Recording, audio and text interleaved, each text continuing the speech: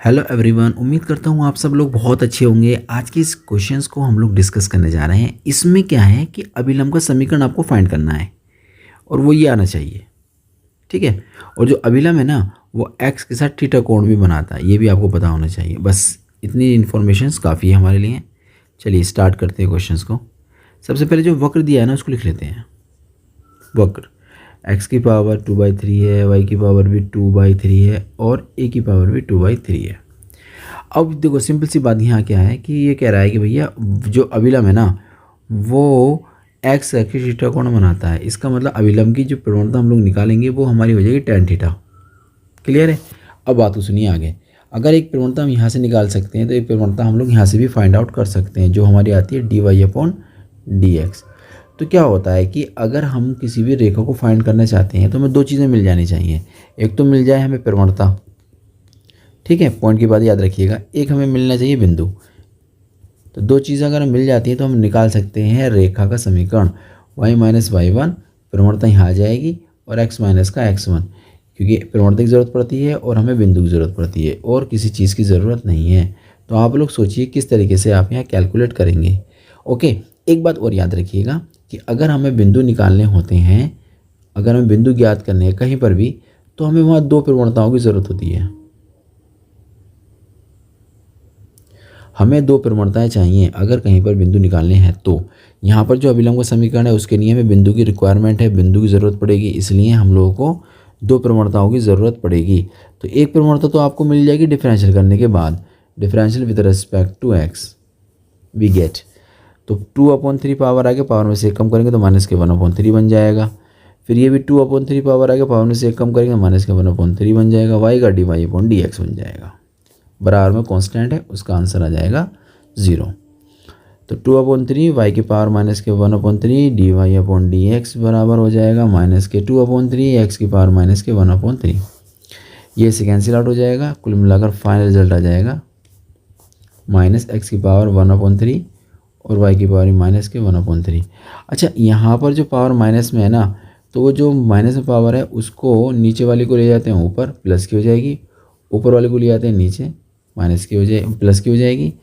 और एक बार और माइनस के y/x की पावर हम कर लेते हैं 1/3, ठीक है। अब एक तो प्रवणता आपने निकाली, dy/dx भी प्रवणता कहलाती है ना, एक प्रवणता यहाँ से आ चुकी है। दूसरी प्रवणता हम लोग कहना है कि भैया अभिलंब जो है ना एक्स एक्सिस थीटा कोण बनाता है, ठीक है। तो अभिलंब की प्रवणता निकाल लेते हैं हम लोग।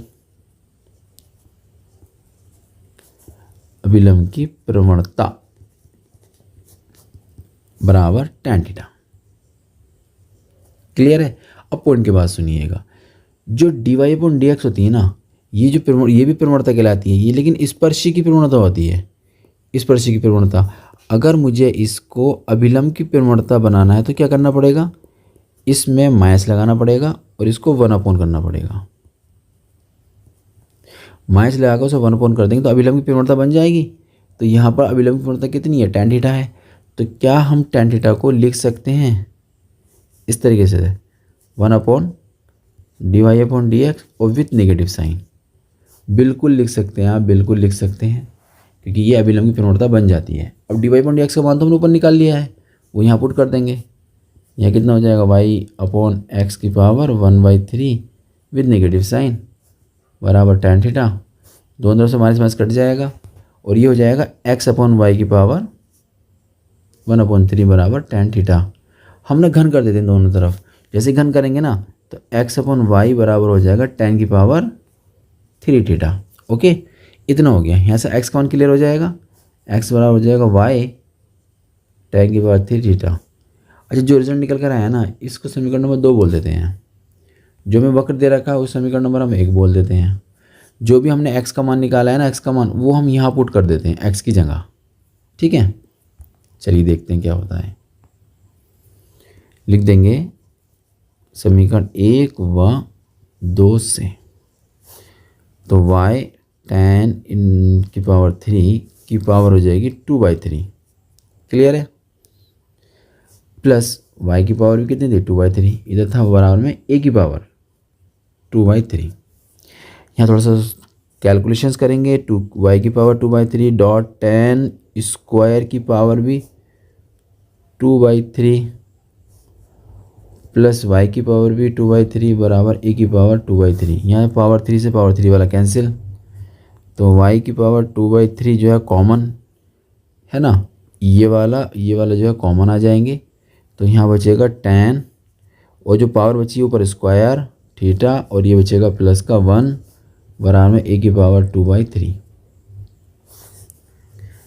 तो वाई की पावर 2/3 डॉट 10 स्क्वायर प्लस 1 या 1 प्लस 10 स्क्वायर होता है हमारे पास सेक स्क्वायर, और ये हमें दे रखा था ए की पावर 2/3। ठीक है, अब हम फिर एक बार वही काम करेंगे कि इसको या तो ऐसे करो, पहले इधर भेज देते हैं, कैलकुलेशन क्लियर कर लेते हैं, उसके बाद बात करेंगे। चलिए, तो हम लोगों ने क्या काम करा, जो सेक था उसको भेज दिया इधर, तो ए स्क्वायर के अपॉन में चला जाएगा सेक स्क्वायर थीटा। हम सब जानते हैं सेक स्क्वायर थीटा ऊपर जाएगा बन जाएगा कॉस स्क्वायर थीटा। अब ना दोनों पक्षों में हम लोग क्या करते हैं, ये ऐसे करो, थोड़ा सोच लीजिए, इस तरीके से भी आप सोच सकते हैं इसको। जिसकी पावर है ना, ये पावर, इस पावर को मैं इधर भेज देता हूँ, तो ये पावर इधर जा करने के बाद हो जाएगी 3/2, या 2/3 है ना, इधर जाने के बाद हो जाएगी 3/2। तो इसका मतलब ये हुआ कि यहाँ से और भी कुछ कर सकते हैं हम लोग। ए की पावर 2/3 थी, अब उसकी पावर 3/2 भी हो गई, डॉट जो हमें कॉस दे रखा था ना, कॉस स्क्वायर दे रखा था, उसकी पावर कितनी हो जाएगी 3/2 हो जाएगी। तो फाइनल रिजल्ट जो वाई का निकल कर आएगा, ये दोनों कैंसिल आउट, ये तो ए बचा, यहाँ से ए कैंसिल आउट और कॉस की पावर 3 थीटा बचा। तो वाई का मान तो क्लियर निकल कर आ गया ना, हमें बिंदु निकालने होते हैं दो प्रवणताओं के साथ कैलकुलेट करके। अब ये जो निकल कर आया रिजल्ट ना, पुटिंग इन, चाहे 1 में पुट कर दो और चाहे तो 2 में पुट कर दो। पुटिंग इन 2, मैं 2 में पुट करना चाह रहा हूँ। 2 कौन सा था हमारा भैया, 2 थी हमारी एक्स बराबर ये, एक्स बराबर वाई और 10 की पावर 3 थीटा। तो वाई का मान डालना बस हमें, तो एक्स का मान आ जाएगा, वाई का मान ए कॉस स्क्वायर 3 थीटा डॉट 10 की पावर 3 थीटा। तो यहाँ से 10 को आप क्या लिख सकते हैं,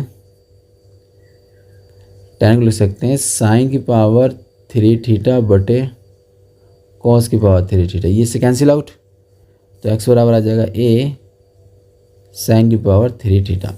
अब कुल मिलाकर आपको पॉइंट मिल चुके हैं, जो बिंदु आपको चाहिए थे, बिंदु जिससे अभिलंब आपको गुजरेगा, वो एक्स का मान कितना है, ए है और साइन की पावर 3 थीटा है, और जो बी कॉस वाई का मान है वो है ए कॉस की पावर 3 थीटा। तो ए और बी यानी कि एक्स वाई का मान क्लियर हो गए, प्रवणता हमारे पास है ही 9। बस अब हम निकालते हैं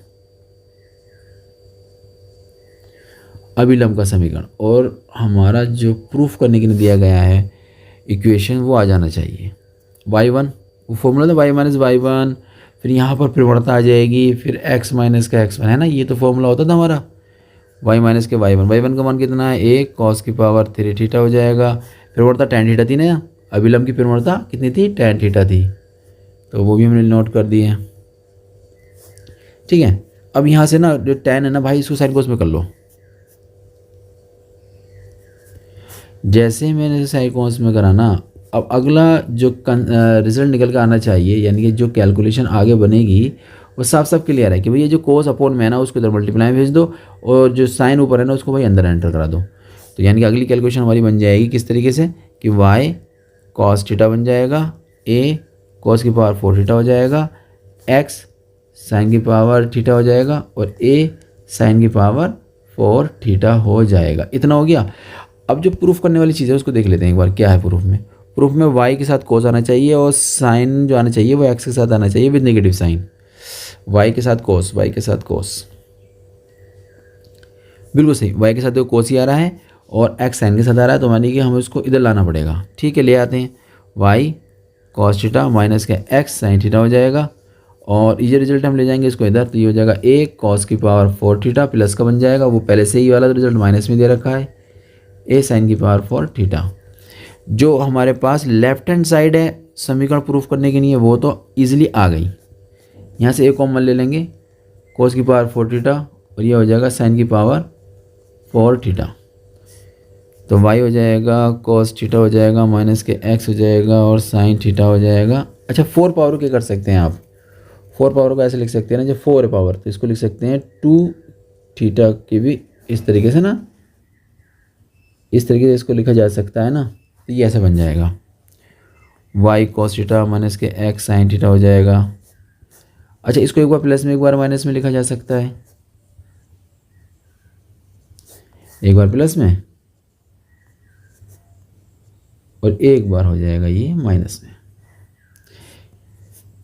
चलिए, y के साथ cos है, साइन जो है x के साथ है, ये पहली ब्रैकेट वाला रिजल्ट जो बन जाएगा वो 1 बनेगा, दूसरे रिजल्ट वाला बन जाएगा cos 2 थीटा। अब बस हमें ये देखना है, क्या हमें यही प्रूफ करना था, a cos 2 थीटा। अब हमें देखना है कि हमें ये प्रूफ करना था, बराबर में a cos 2 थीटा आना चाहिए। बिल्कुल सही।